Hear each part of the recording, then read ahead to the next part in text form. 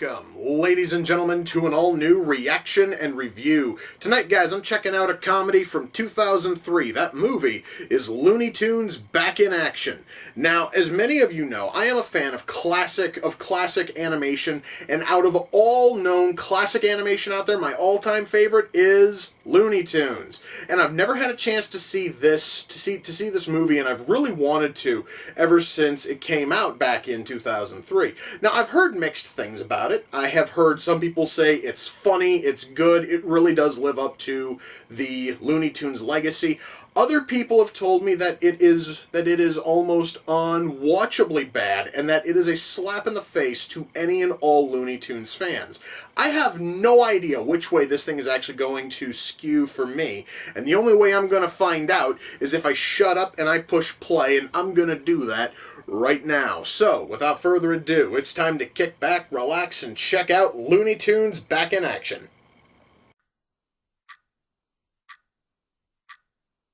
So, the Warner Brothers water tower still had water in it.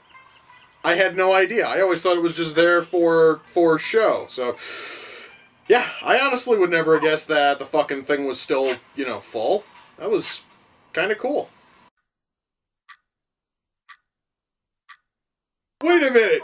Is Shaggy cussing out Matthew Lillard for how he played him in the Scooby-Doo movie? Dude, that is fucking awesome.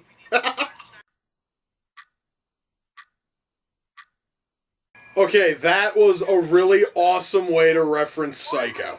Oftentimes I'm not into movies, like referencing other movies, but that honestly was done in a really classy and really awesome fashion. I'm kind of sort of digging it. You know, guys, I am really digging the soundtrack in this movie. Not only actually is the score good, but every single piece of licensed music they put in here has been really good. I am loving the soundtrack to this. Okay, guys, when I got into this movie, I never ever thought I would see a scene where Marvin the Martian is zapped into dust by a pair of Daleks. That was fucking awesome on more fucking levels than I even knew were possible, man. That was amazing. Okay, I was not expecting a Michael Jordan cameo. It honestly was sort of cool, but I was not expecting that. Well, guys, that was Looney Tunes Back in Action. Let me shut that off. Wow. I had no idea what I was getting into. I'm also wondering why so many people told me that this thing is garbage. Holy shit. I actually really loved this thing. Why don't we start with writing? Because, my God, there's a lot to talk about when it comes to writing. If you are going to make a Looney Tunes movie, something that is absolutely necessary is you need to try to capture the same kind of manic, energy and the really tight humor and everything that came from those old classic Looney Tunes shorts. This thing nailed that. Not only did they nail that, but they were also able to hit another common thing when it comes to Looney Tunes shorts, and that was constantly leaning on and flat out shattering the fourth, wall. This movie has no fourth fucking wall. They're constantly referencing the fact that they are in a movie. They're constantly referencing tropes that come from films. They are constantly referencing anything and everything you could possibly think about if you're making a movie. It is done very, very well. It is done in a really tight, witty, and humorous way. So guys, without even diving into the story yet, the writing here was spectacular. At least in terms of trying to capture the essence of Looney Tunes, this thing does. And it does in such a spectacular way. Now, when we go into the story here is also really cool because it's kind of trying to spoof road films, spy films, buddy films. It's really trying to spoof all of those, and it works because the people who wrote this know how to properly spoof these things.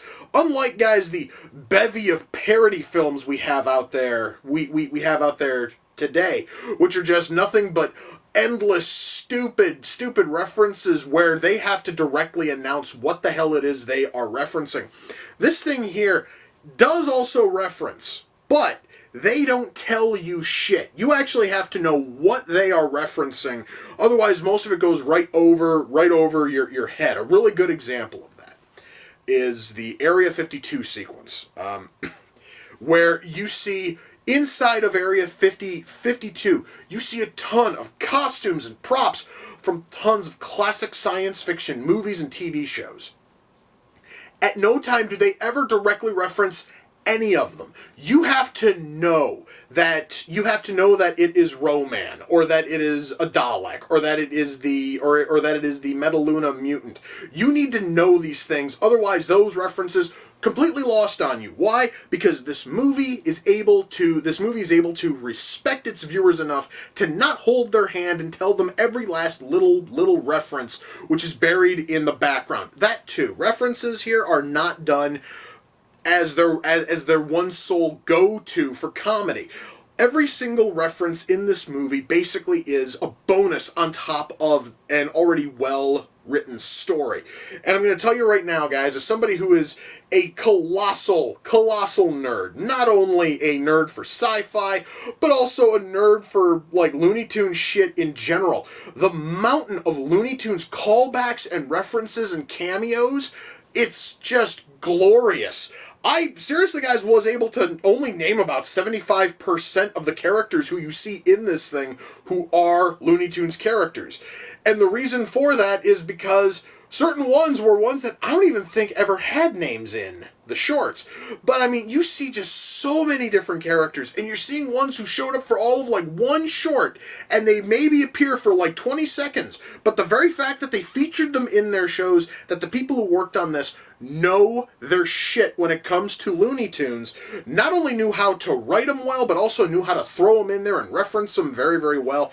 All of this, guys, ties basically into writing. The writing here is incredibly tight, and almost every joke works perfectly. Not only do we have writing here that works really well, our acting is also incredibly solid. We have here a cast who just absolutely give everything. And I have to give special notice to this film's villain, Steve Martin. Because, guys, if I didn't know that it was Steve Martin going in, I probably wouldn't have noticed it was him until, like, his third or fourth scene. Because he doesn't look like Steve Martin. He doesn't move or sound like the way Steve Martin normally sounds. Steve Martin absolutely transformed himself to play this character, to play as the Acme chairman. And my God, it works so well. He just absolutely gets lost in there. And the character is just so wild and weird. He basically is a living cartoon in this movie, and it works. And everybody else here who is on camera acting are all turning in a fantastic show. And when it comes to voice acting, the voice acting here is top notch. One thing I'm going to reference when it comes to voice acting, something I was not at all expecting, is that Mel Blanc is technically in this movie, and that, as someone who's been a fan of Looney Tunes for a long time, was devastated upon hearing, even as a young child, devastated upon hearing about the passing of Mel Blanc, the fact that they were able to use archive audio of some of his work in here. It was awesome, and the moment that I knew it, I almost teared up out of sheer nerdy joy. I guess I should try to explain. DJ, who is Brendan Fraser's character, is really our main human character. His car at the start of the film is this cheap, god-awful AMC Gremlin, and the car's sputtering sounds were Mel Blanc's old sputtering car sounds he had done in previous like Looney Tunes shorts and other projects for other companies. It is one of the sounds he was very well known for. The fact that they worked it in there, I absolutely loved that, and that to me, guys, is showing absolute love for everything Looney Tunes when you're able to still work in Mel Blanc some 15 years after he passed. That is absolutely amazing. Now, Acting here is awesome. I really did like the fact they worked in a little bit of Mel Blanc's audio. That was just fantastic. If there's any one problem I kind of have, this is kind of sort of a big one. Animation here at times is a little bit iffy, and this, guys, is kind of sort of a twofold problem. The first one is, when you are trying to blend animated characters and live-action actors, you have to go to a lot of trouble to make certain that it actually looks as if they are physically interacting. And in certain scenes, it works really, really well. For instance, there is a scene where Daffy gets launched into a fire extinguisher and the thing just like foams up. Brendan Fraser has to grab him, pull him out, and he's then trying to rub all the foam off against a brick wall. That looked perfect. That, honestly, is probably the best shot where they were able to blend animated characters and live-action actors and make it look really well. But anytime that an actor has to carry or hold on to any of these characters, which normally is Daffy, anytime that Jenna Elfman or Brendan Fraser has to grab onto Daffy and, like, carry him, the problem is that they did not draw Daffy in order to fit within the hands that they had set up. So you basically will have Jenna Elfman carrying Daffy like so, except Daffy's body cuts off like right here, leaving this big gaping opening. It's something which could have been easily fixed if they would have done like another pass in animation and for that shot widened out Daffy, because that would have totally worked. And that happens quite often in, here, and you really have to be looking for it, which is something which I do anyway, but most people are not going to notice it. However, if you, like me, were a fan of Who Framed, Roger Rabbit, one of the big films that actually pioneered blending animation and live action, this honestly is nowhere near that level of quality. So, that much there, it kind of sort of falters a bit. And the other bit when it comes to animation where it just doesn't work is there are a couple of shots where they had attempted to animate the characters' mouths to make them match the dialogue. And the mouth movement is off just slightly, and it doesn't look right. And when I happen to say that it looks slightly off, what I happen to mean is that they are not moving their mouth for certain sounds, and it kind of sort of looks like it wasn't fully, like animated or finished. And once more, though, that honestly is only like a couple of shots, like 2 shots, 3 shots, whatever. Very, very few. It is exceptionally noticeable on Granny. Almost none of Granny's lines perfectly match the mouth movements animated, which kind of stands out, and it looks sort of weird. There's also like 1, maybe 2 lines with bugs that don't, perfectly match. But that, honestly, guys, is pretty much it. And beyond that, guys, animating characters' mouths is fantastic. Music. I talked about the soundtrack earlier, and the soundtrack here is fantastic. Probably my favorite track, and I'm not even talking about the score yet. I'm just covering the soundtrack. My favorite piece, they found a rock version of Powerhouse. Powerhouse is one of the numerous pieces of music which had been used in Looney Tunes shorts for years, and it is one of the most iconic pieces of music used in all of Looney Tunes outside of the Looney Tunes theme itself. The fact that they had an awesome sounding rock version of Powerhouse, that was awesome. I loved it. Now, as for the score here was done by Jerry Goldsmith, and Goldsmith always knew how to do awesome music. He really did. It would have been nice if it was a score made entirely of brand new music, but I did notice that he did happen to lift a couple of cues from other films, which is fine because they were films that were also made by Warner Brothers, so it's not a huge loss. One of the most notable ones is when DJ and Daffy first climb into that fucking gremlin. You hear, and this honestly, guys, is kind of sort of like a fitting cue. Now that I think about it, when they climb into the AMC gremlin and drive off, a musical cue from Gremlins 2 plays, which is cool. But still, it would have been nice if perhaps maybe it was like a redone piece that perhaps maybe like redone instead of completely lifted directly from the Gremlins 2 score.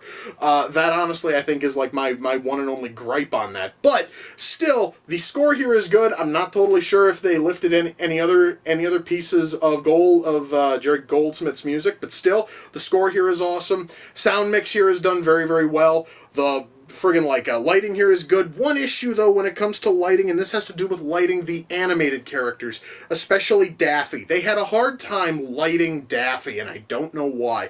Because for whatever reason, if every other character is lit and the light shining on them is white or yellow, for some reason it always comes off as green on Daffy, and it looks really weird, and it kind of sort of looks as if the character was actually physically fucking chroma keyed in instead of actually there as it's supposed to be in the film itself. That honestly is like one of the only problems with lighting, is that Daffy always looks like he's lit a little bit off. I'm not totally sure if that was, I'm not sure if that was intended or not, but still, that honestly is like the one problem I have when it comes to lighting.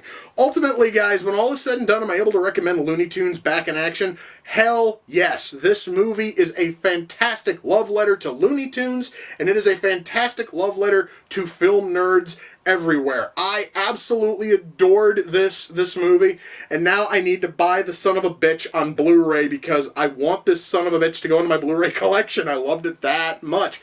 Guys, honestly, I'm almost tempted to go back and watch it a second time right now, if for no other reason than to see if I can notice any other friggin', background characters and references I missed the first time through. This movie is awesome, and I loved every second of it. Now, Looney Tunes Back in Action came off the Amazon wishlist. The person who sent it in was James, and you can find his YouTube channel at youtube.com/user/powerchordeps. James, I thank you. I have wanted to watch this movie for, my God, it has been over 10 years. I finally have my chance, and it's thanks to you, and that is awesome.